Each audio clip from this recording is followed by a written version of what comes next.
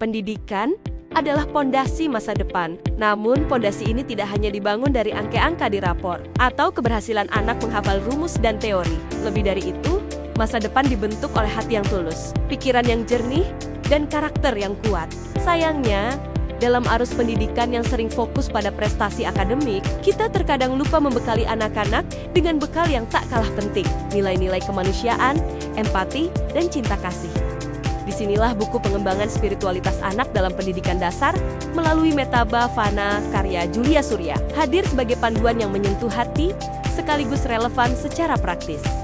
Buku ini mengajak kita untuk kembali melihat pendidikan sebagai sarana membentuk manusia seutuhnya. Melalui Metta Bhavana, praktik meditasi cinta kasih yang berakar dalam ajaran Buddhis, penulis menunjukkan bagaimana spiritualitas dapat diintegrasikan ke dalam pendidikan dasar tanpa menghilangkan nilai universalnya. Metta Bhavana sendiri adalah latihan batin untuk menumbuhkan cinta kasih tanpa batas, dimulai dari diri sendiri, lalu diperluas ke keluarga, teman, hingga seluruh makhluk hidup tanpa terkecuali. Konsep ini bukan hanya milik umat Buddha, tetapi milik seluruh umat manusia yang mendambakan kedamaian. Inilah yang membuatnya begitu relevan diterapkan di sekolah modern. Penulis membawa kita menyelami dasar filosofis Metta, menelusuri ajarannya dalam tradisi Sutta, dan menjelaskan kedudukannya dalam ajaran Brahma Vihara. 4 sikap luhur yang mencakup cinta kasih, welas asih, sukacita, dan keseimbangan batin.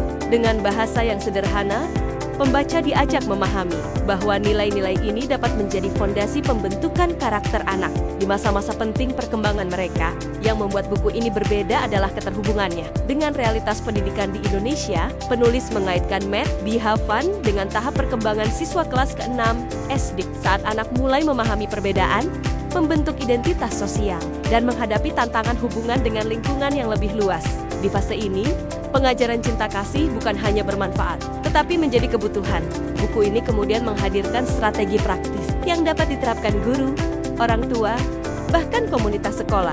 Mulai dari latihan membangun sikap positif terhadap diri sendiri, mengajarkan anak untuk mengungkapkan rasa terima kasih, membiasakan menyapa dengan ramah, hingga membentuk kebiasaan refleksi diri sebelum tidur. Setiap latihan dirancang sederhana, namun berdampak besar jika dilakukan secara konsisten. Tidak hanya itu, penulis juga menekankan peran lingkungan belajar yang mendukung perkembangan karakter. Guru dan orang tua diajak bekerja sama membentuk pola komunikasi yang positif, memberikan teladan nyata, dan menciptakan ruang aman bagi anak untuk mengekspresikan diri. Pendekatan ini memastikan bahwa pendidikan karakter tidak hanya terjadi di ruang kelas, tetapi juga di rumah dan masyarakat. Yuk, dapatkan bukunya sekarang juga di www.pustakapress.id. Buku ini bukan sekadar bacaan, tetapi panduan yang membuka mata dan hati.